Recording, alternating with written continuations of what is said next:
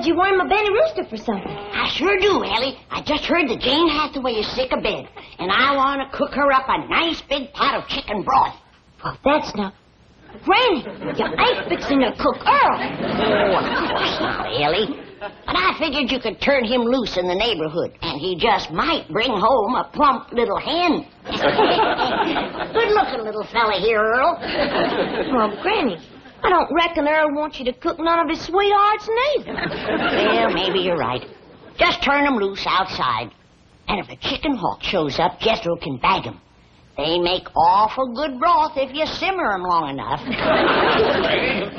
Jethro tells me Miss Jane is ill and you're fixing the doctor for her. That's right, Jed. Trouble is, I don't know for sure just what she's got.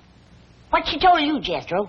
Oh, she's got something called sick benefits. Sick benefits? Yes, sir. Well, I called her apartment this morning to find out could she come to supper tonight. And she says, I'm sick in bed, Jethro. And I says, well, Granny will come on over and doctor you. And she says, well, you tell Granny there's already a doctor on the way because I got sick benefits. I bet it's something like a sick headache or maybe a sick stomach. I reckon it's worse than that, Elly, because this is catching. Is that fact? Yes, sir. Miss Jane says pretty near everybody that works down at the bank has got sick benefits. Because they don't wear ass-affinity bags. He, like Mr. Drysdale, got himself a heap of trouble down to the bank. Is Mr. Drysdale sick too, Jethro? No, I asked Miss Jane that. And she says the executives, that's the higher-ups, like the vice presidents, they don't have sick benefits. Probably because they eat better and they get more rest. And they wear ass-affinity bags around their neck. Well, I reckon we all ought to pitch in and help Mr. Drysdale. He must be mighty short-handed down to the bank. Well, I can help count the money. Arithmetic is my best study in school. I'm up to 12 times 12 now. Well, how much is 12 times 12, Jethro? Wait a minute. Okay, now hold up two fingers. Okay. 12 times 1 is 12.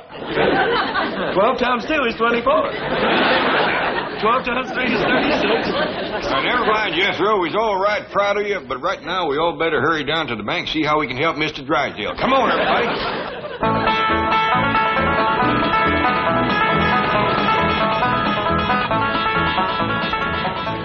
I'll go in first. The rest of you wait here. How come?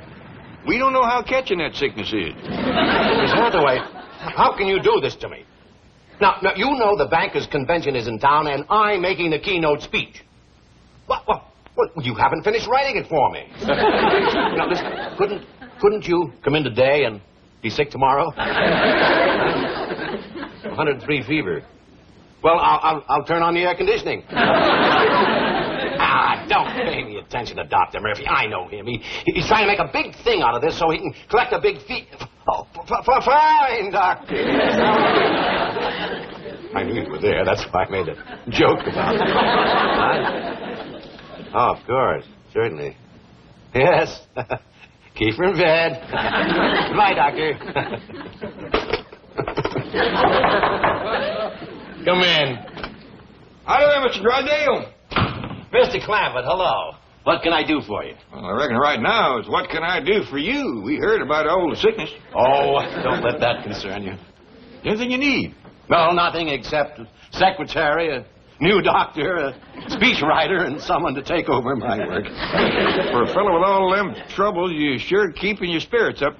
Well, I try to keep laughing so I won't cry. Oh, will you answer the door?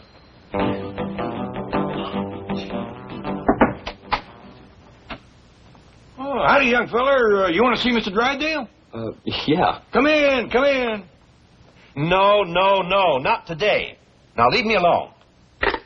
See you later, Mr. Drysdale. Yes, and thank you so much. Just being neighborly. Who was that? Never mind him. Who are you?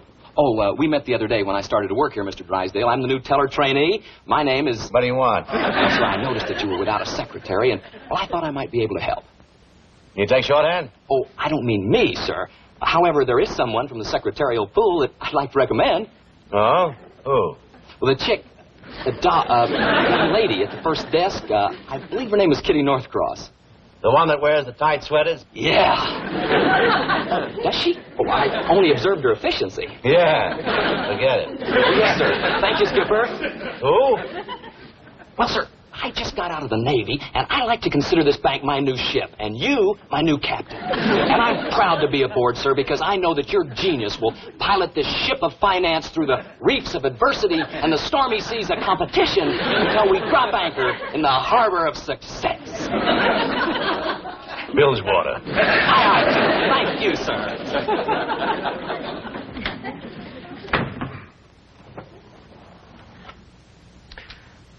And now to continue my speech. Gentlemen, it is my observation that a bank is like a ship. Its president, the captain. It is his responsibility to pilot that ship through the reefs of adversity and the stormy seas of competition until he drops anchor in the harbor of success. At this point, take a sip of water and wait for applause.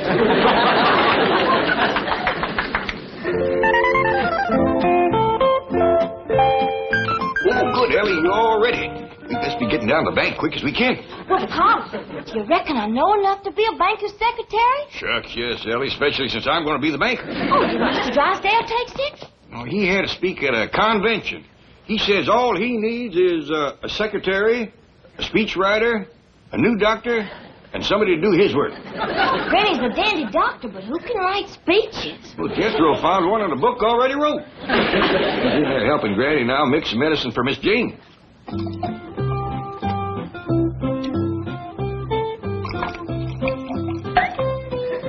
Now my secret yarb.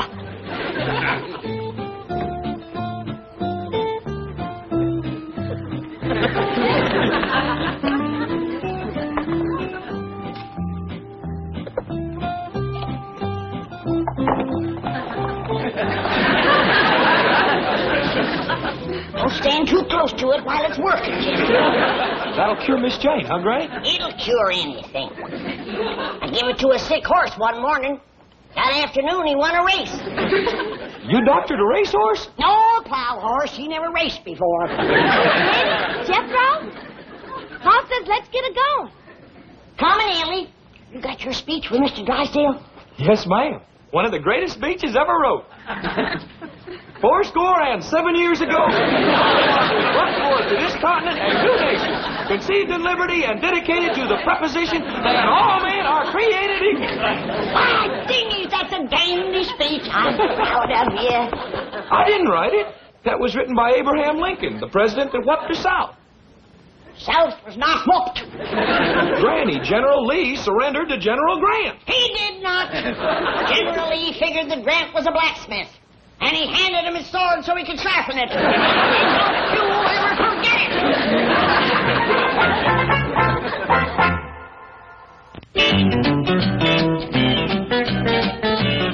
And so, gentlemen, in conclusion, let us think of our banks as a great fleet of ships rescuing the army of American citizens from the Dunkirk of financial difficulty. Let us take them aboard and safely sail them back to the shores of prosperity.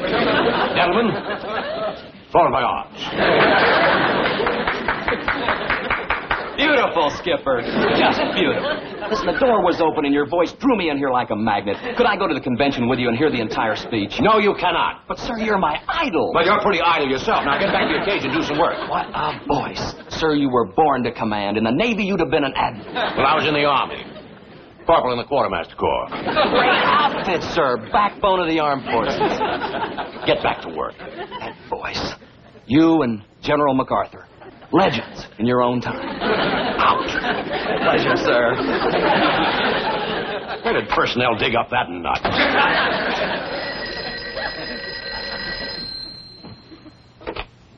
General Drysdale. Drysdale. Oh, hello, Margaret. What? You want me to pick you up at the beauty shop when? But, dear, you know I'm making the keynote address at the bankers' convention. All right, darling, I'll cut it short.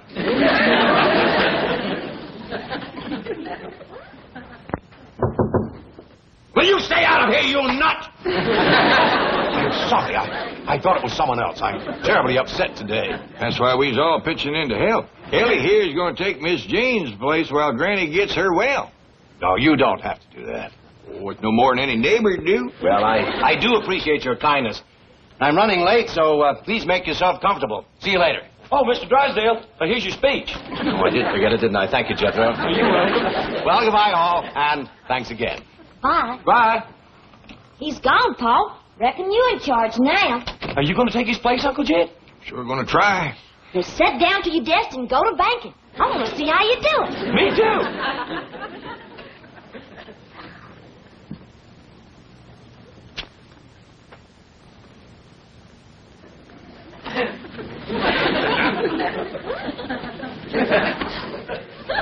Are you banking yet, Paul? Well, I reckon not, Ellie. I'm just waiting to bank. How do you do it, Uncle Jed? Well, according to Mr. Drysdale, banking is mostly giving people money when they need it. I'll get it, Paul. That's what a secretary's supposed to do. Howdy. This here's Mr. Drysdale's office. But Mr. Clampett's in charge now. Yes, sir. You bet you can. Howdy there. You need money? Well, come right on over and get it. Hot diggity, he's banking now, everybody.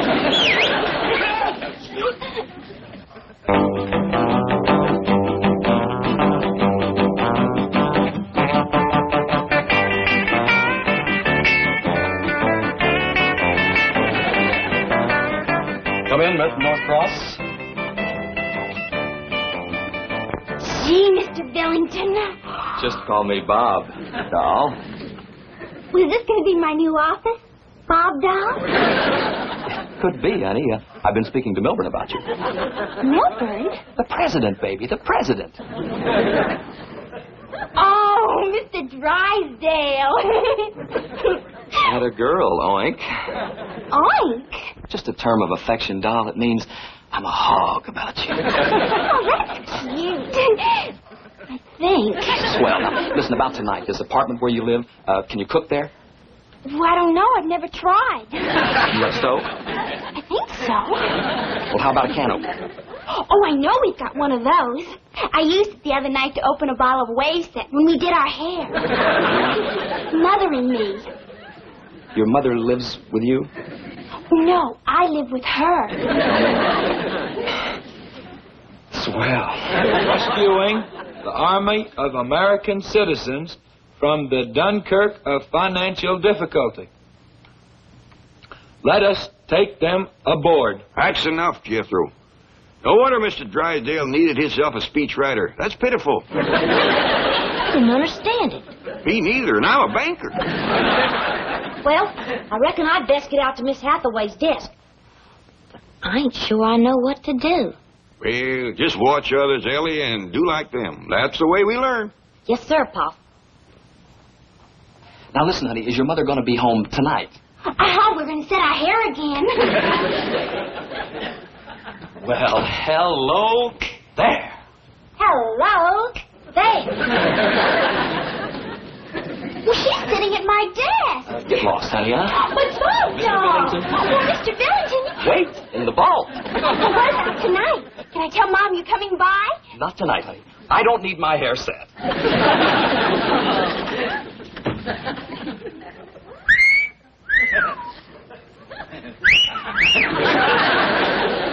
Hey. Hey. This is going to be wild. Tell me something. You don't live with your mother, do you? No, sir, do you? No, sir. What's your name? Elly may clamp it. Well, there it is, Ellie, and you may clamp it.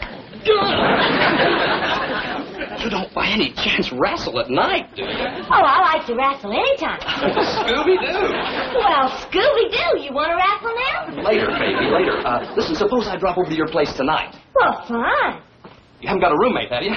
No, sir, I got a room all to myself. Now, listen, here's the action. I swing by your pad about 7. I bring some Bossa Nova records, and we trample a few grapes, huh? Then we blast off to the local coffee shop, one where they don't hit me for too much bread. Then we swing back to your pad for a little moon orbit. Do you dig? Oh, yes, sir. Crazy. Whenever Paul goes fishing. I dig his word. You wouldn't put me on, would you? Why, sure. Jethro? I ain't tall enough to put you on myself, but Jethro can do it. Who's Jethro? Yeah, Elly, mate? This little fella wants to be put on something. Okay. Where would you want me to put you, little fella? Oh, I'd like to be put on your list of friends. Mr. Drysdale's office, but he ain't here. I got it, Elly Mae. Howdy there. This is Jed Clampett speaking. Can I do some banking for you? Oh, howdy, Miss Drysdale. You want to get picked up over to the beauty shop? Well, I can send Jethro right over in the truck. No, your husband ain't here. He's over to the bankers' convention making a speech Jethro give him.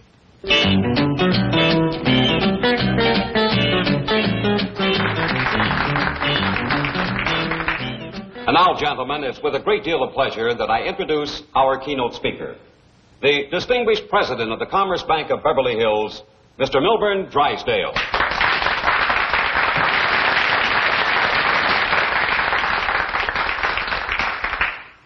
Fellow bankers, 87 years ago, our fathers brought forth upon this continent a new nation.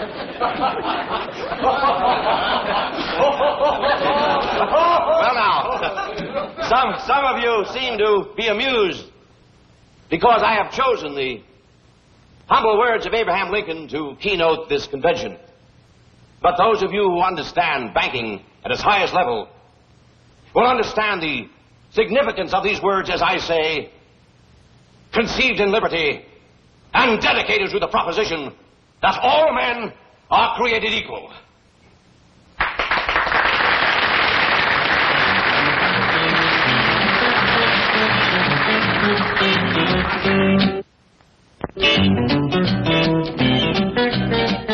Paul, this here's Mr. Wilson, the man that called you about borrowing money. Well, howdy there, Mr. Wilson. I'm pleased to meet you. Sit down a spell. Well, thank you. Thank you, sir. Hey, have a smoke? Yes, thank Elly Mae, maybe Mr. Wilson like a nice cold pitcher of spring water or some coffee or tea or something. Would you, Mr. Wilson? No, thanks, young lady. You look all tuckered out. Yes, I am. I've been going from bank to bank trying to borrow some money. Didn't they have none? Well, none that they wanted to loan me. You see, Mr. Clampett, my chicken ranch is mortgaged to the hilt. I have no credit, no collateral. I need money to buy feed. Well, we got a vault full of it. How much money you need? See, if I just hit enough... Are you kidding me? Elly Mae, take him out of the vault and show him the money. No. Would you really lend me the money? Well, that's what banks is for, ain't it?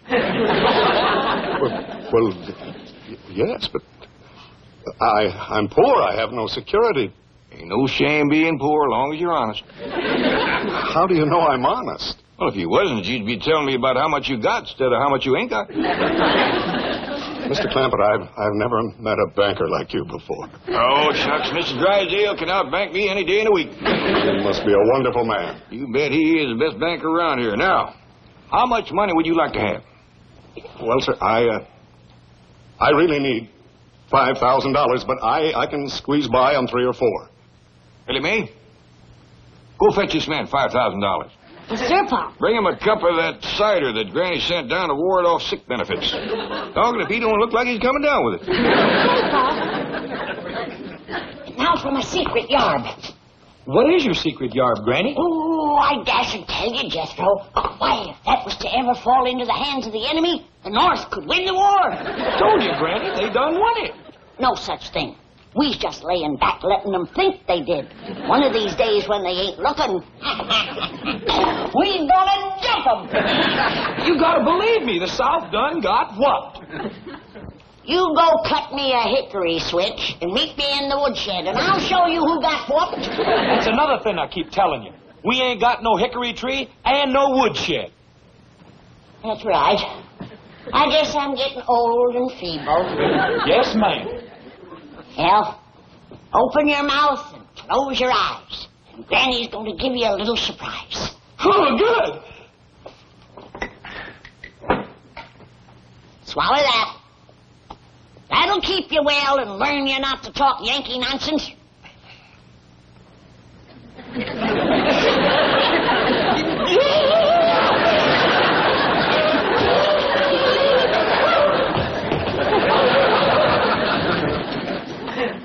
Hey, Doc, I hear some square put the bite on your old man for a gang of bread. But he laid $5,000 on him. Oh, you mean Mr. Wilson. That's a cat. How'd he get it? Well, he told Paul he needed it for his chickens. You're kidding. What would chickens do with all that money? Well, it's for Mr. Wilson to buy feed. He's got a chicken ranch. And your dad gave him $5,000 for chicken feed? Well, sure, Paul's got $35 million. $35 million? And he likes folks that raises critters.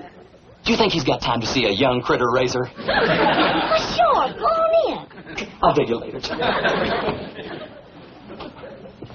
Mr. Clampett, sir, my name's Bob Billington, and your lovely daughter told me that you could spare me a few moments of your valuable time. You bet I will, young fella. What's on your mind? Well, sir, I work here at the bank, but my heart's back on the ranch. The chicken ranch, that is. Or was, until I lost all of my chickens. Sweet little critters. How'd you lose them? Well, sir, I'm not sure. I just woke up one morning and they were gone. I guess one of them left the gate open. What kind of chickens were they? Just regular kind, you know, with the wings and the feathers and those crazy-looking feet. Mr. Clampett, if I could just borrow $10,000, then I could get back into the business that I love, raising chickens. I see. How many chickens you want to start with? Oh, about $10,000 worth. How many roosters? Oh, no roosters, just chickens. These days, you gotta specialize.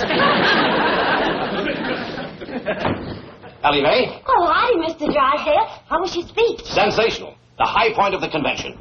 Listen, did a man named Wilson come in here to borrow some money? Yes, sir, and Paul gave him $5,000. Oh, bless him. That's what did it. Did what? Got me named Banker of the Year. They're putting a plaque in the lobby calling this the Bank with a Heart. How come? Well, 6 banks were secretly nominated for the honor. Wilson went to each bank, and this is the only one that gave him money.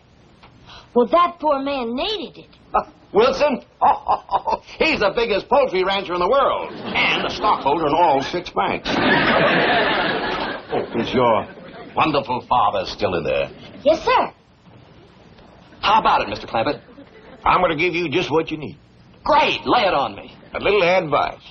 Get back to your job and forget about chickens.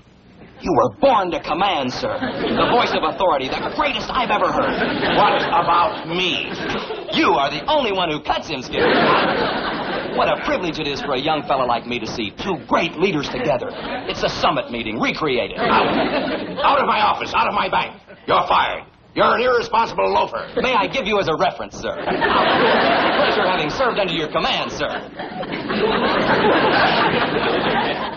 Granny, this here's Mr. Billington, and he wants to court me. Is that true, young fella? If ever love it is, Granny. And you got sick benefits? Loaded with them. Open your mouth and close your eyes, and Granny will give you a little surprise. Swallow this. Hey, you know something? When I was in the Navy, I tasted some jungle juice on Okinawa. No! Good-looking young fella. Oh, that's true. I reckon that's the new dance he's been wanting to teach me. It's called the Bossy Nova.